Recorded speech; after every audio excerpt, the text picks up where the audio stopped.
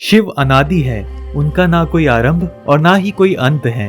वह तो स्वयंभू हैं, उनका ना तो जन्म हुआ है और ना ही कभी उनकी मृत्यु संभव है। भगवान शिव से जुड़े कई रहस्य, कई कथाएं हम अक्सर सुनते रहते हैं। शिव परिवार यानी भगवान गणेश, कार्तिकेय, माता पार्वती, इनसे जुड़ी कथाएं भी हम कई बार सुन चुके हैं। लेकिन बहुत से लोग इस बात से अनजान हैं कि भगवान शिव की एक बहन भी थी।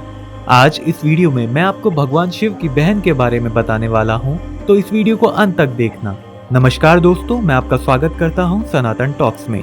पौराणिक कथा के अनुसार जब शिवजी से विवाह के बाद माता पार्वती कैलाश पर्वत आई थी, तब उन्हें कैलाश पर्वत पर अत्यंत अकेलापन महसूस हुआ। एक दिन उनके मन में ख्याल आया, काश शिवजी की कोई बहन होती तो वह उनके साथ खूब बातें करती और उनको ननद के रूप में एक सखी भी मिल जाती। पार्वती जी के मन में ये बात कई बार उठी, किंतु उन्होंने शंकर जी को कुछ नहीं बताया। मगर भोलेनाथ तो अंतर्यामी ठहरे, उन्होंने पार्वती जी के मन की बात जान ली। माता पार्वती भी समझ गई कि शिवजी ने उनके दिल की बात जान ली है। वह शिवजी से बोली, अगर आप मेरे मन की बात जानते हैं तो मेरी इच्छा पूर्ण क्यों नहीं करते। भगवान शिव मुस्कुराए और बोले, मैं आपको ननद तो लाकर दे दूं, लेकिन क्या आप उसका साथ निभा पाएंगी। माता पार्वती ने बोला, हाँ बिल्कुल। तो शिवजी ने अपनी माया से एक देवी को उत्पन्न किया। उनका रूप बड़ा विचित्र था, वे बहुत मोटी थी तथा उनके पैरों में काफी दरारें थी। शिव ने उनका नाम आसावरी देवी रखा। माता पार्वती अपनी ननद को देखकर काफी खुश हुई। इस तरह माता पार्वती को ननद मिल गई।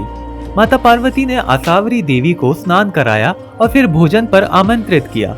लेकिन आसावरी देवी ने जब खाना शुरू किया तो माता पार्वती के सारे भंडार खाली हो गए। महादेव और अन्य कैलाशवासियों के लिए भी कुछ नहीं बचा। इसके बाद माता पार्वती ने आसावरी देवी को पहनने के लिए नए वस्त्र दिए, मगर वह इतनी मोटी थी कि उन्हें वस्त्र छोटे पड़ गए। फिर माता पार्वती दूसरे वस्त्र लेने गई तो आसावरी देवी ने अपनी भाभी के साथ मजाक करना शुरू कर दिया। आसावरी देवी ने हंसी ठिठोली करते हुए अपनी भाभी को अपनी पैरों की दरारों में छुपा लिया। पार्वती जी के लिए पैरों की दरारों में सांस लेना भी मुश्किल हो गया। उसी समय उधर से शंकर जी माता पार्वती को खोजते हुए आ गए और आसावरी देवी से बोले कि पार्वती कहाँ है। तो आसावरी देवी ने शरारत भरे लहजे में मना कर दिया कि मुझे नहीं पता कि वह कहाँ है। शिवजी समझ गए कि वह झूठ बोल रही है, तो उन्होंने आसावरी को डांटते हुए कहा कि झूठ मत बोलो और पार्वती को सामने लाओ। तो आसावरी देवी ने अपना पैर जमीन पर पटक दिया। तभी पैर की दरारों में दबी माता पार्वती झटके से बाहर आई। ननद के इस व्यवहार से माता पार्वती का मन बहुत ज्यादा दुखी हो गया। वह गुस्से में भोलेनाथ से बोली कि आप अपनी बहन को ससुराल भेज दें, मुझसे गलती हो गई है जो मैंने ननद की इच्छा की। भगवान भोलेनाथ समझ गए कि भाभी ननद में बहुत पटने वाली नहीं है। इसके बाद उन्होंने आसावरी देवी को कैलाश पर्वत से विदा कर दिया।